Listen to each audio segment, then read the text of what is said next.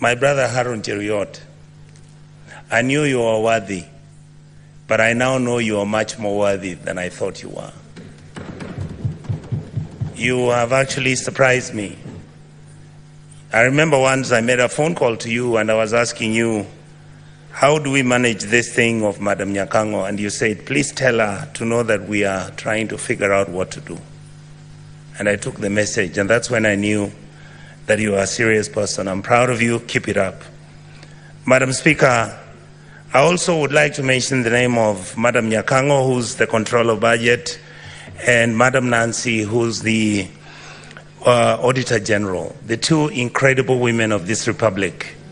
If I had my own reward, I would give them. Because when everything else seems to have been failing, some of us have been talking to them, and all the time we feared for their lives. Why? Not because anything would happen, but the costs were too high. The expectation was much higher. They have done their job, and I'm so happy that this House, which is known as the Oversighting House, has seen the light. My colleagues who are in this House, I'm very lucky because I've lost my voice a bit. I'm lucky because I have the institutional memory. I have been in politics for the last 30 years. Those 30 years I've been in elective politics, about 22.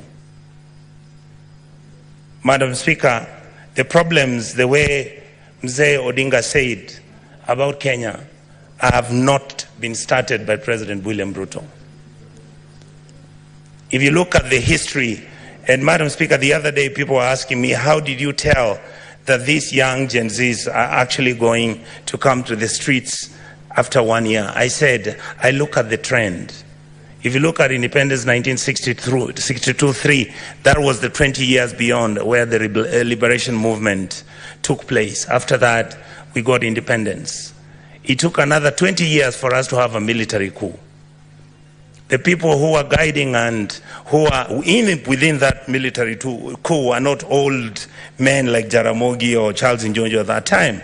It was young Gen Z students of the University of Nairobi and young people who believed in the ideal of what Kenya was. The second issue that came up, Madam Speaker, was after, by the year 2002, there was another 20 years. Then you come to 2002 is when Kibaki was elected, is when we have a referendum, is when we have a new constitution, and then we say Kenya is now on the right path. After that, Madam Speaker, we did not follow the letter of the constitution. What many of us have never understood is that your democracy is as valid and as reasonable and as verifiable and is implementable as the people who are willing to follow and implement that constitution. We have completely failed our people. And that is why when the elections took over and we had challenges, and that is why when you look at our country and the crisis that has come up, when you look at the issues which are bedeviling our country, you realize that we are on quicksand. Unless you have old men and old women, people of dignity and decency, people who have got wisdom, people who are not greedy to fix this country, we will not have a country very soon. Madam Speaker, I've served as an assistant minister. I went to Cote d'Ivoire, sent by President Kibaki to go and visit President Gbagbo. I got into his house. He was wearing a vest. That time the military was around him. He was being deposed. 2 weeks later, he went home with his wife. They were half naked. Those sins are not sins that Africa should be proud of. Madam Speaker, our country has broken down. Our country has challenges. But before I go to how, in a short notice, what we can do, I would like to ask the President, and I asked him the other day, the children who died and the children who are in the prisons, please remove them. Those who have died, I want to ask this House, the Senate, let us make sure that those children get a state funeral. Those who are not criminals, these are children who had reached a dead end. Madam Speaker, what is wrong with our country? We call it a company. with shareholders. Our country is not a company. Our company is Kenya, which is a state. It has 50 million people who all expect and demand certain services from the state. We, the politicians in this house, I heard my colleague speak. I am so happy that we are now telling each other the truth. We are the ones who carry militias. We are the ones who go and carry cattle rustlers. We are the ones who have got companies that are doing business in government departments. We are the ones who are stealing the money.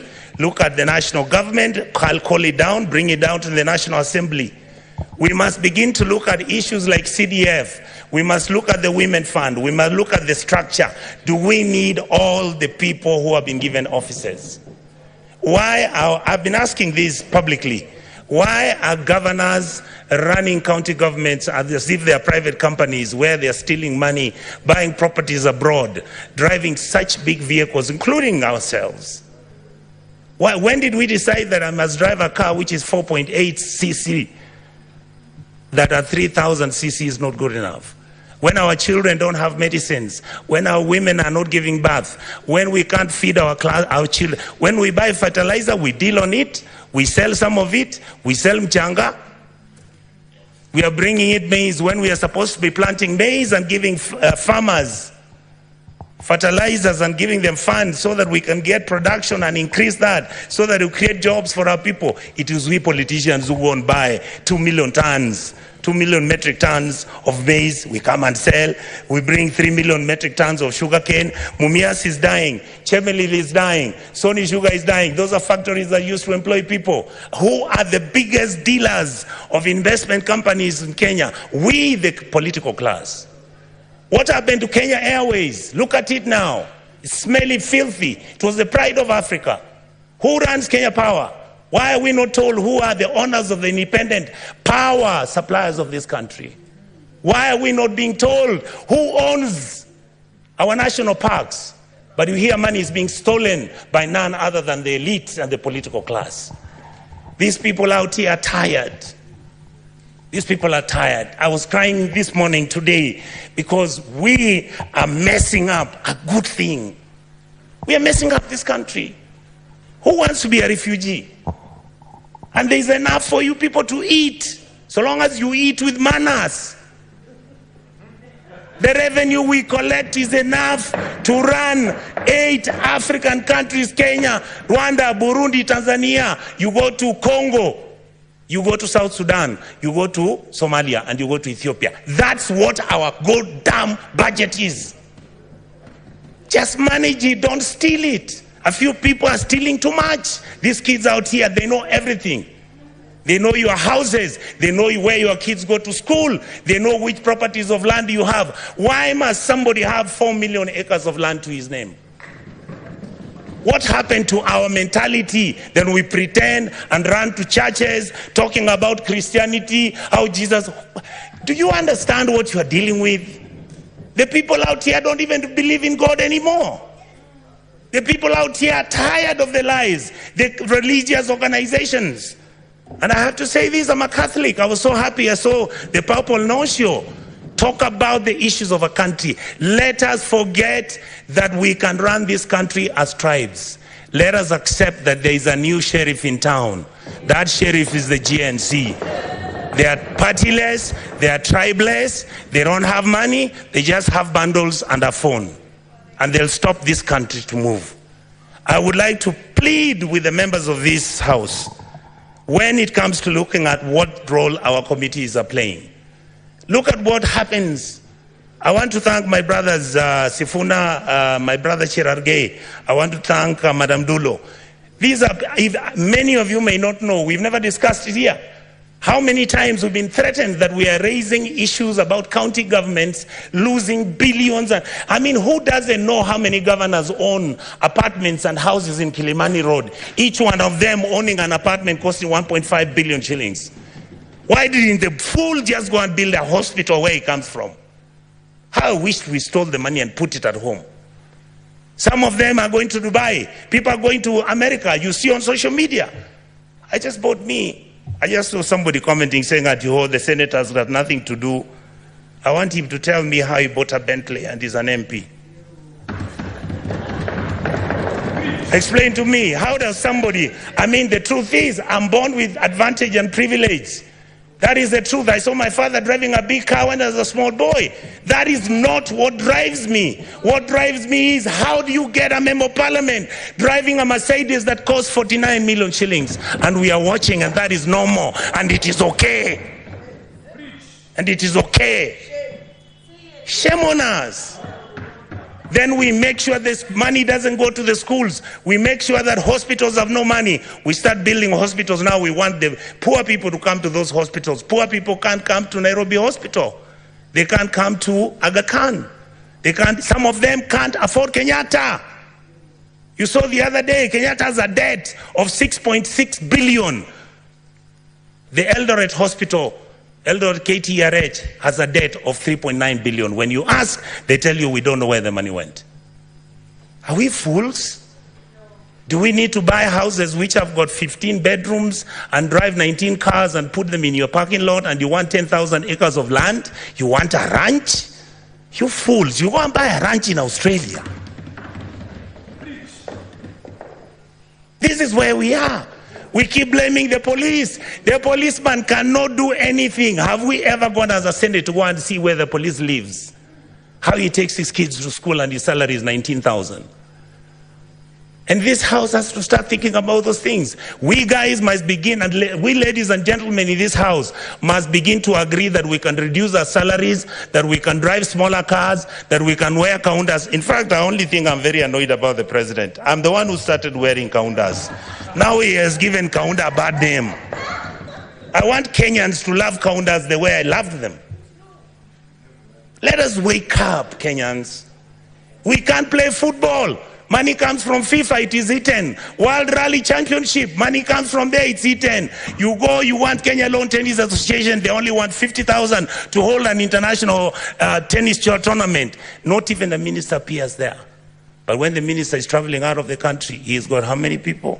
Private jet, goes to Dubai, books one of those hotels, luxury hotels, and he comes back to Nairobi with the same 9 people he took with a private jet. And you assume that the Gen Zs don't know. These days they track you. They can know which private jet you took, where it went, and how it came back. Many of us are worried because either because of history or because of what has happened, we have got a lot of money now, we are owning so much land. Please allow us to have spatial planning. Your land, we can have an implemented law in this house to protect your even identity. But please don't stop stealing public land. Let us have mercy at our people. You saw people from Eldoret and Kakamega talking about, oh, our chambers which our grandfathers left for us. Now you guys who are MPs and senators, you come, you chase us away, and then you throw us into court. You go and bribe the court. And I want to talk about the judiciary. We respect you. We know that you are most of the time under the pressure. We know there are certain things which you can even be blackmailed, but we want to hold you at a higher standard. We must hold the judiciary at a higher standard, the legislators at the higher standard, and make sure the president is also at the higher standard. That is how we can move as a country and stop this nonsense. We behave like monkeys running through a forest looking for bananas without knowing whether it's the bananas they want or it's oranges. I really, really want to say this, Madam Speaker, finally. I was nearly giving up on my country. I have changed my mind because of today. The young men who are fighting for this country have done us proud. Let us treat them with dignity. Let us make sure we engage them. Let us stop doing the things which make them angry, desperate, and upset with the ruling class. The truth is, if this country breaks down, it takes all of us down. I can tell you, I was in South Sudan when we were doing the comprehensive peace agreement. I visited as a minister, as a young minister, to go and do what was called a referendum. I've been to Khartoum. I have been to Mali. I've been to a country in West Africa. I'll remember the name, Madam Speaker. you look at how people have been treated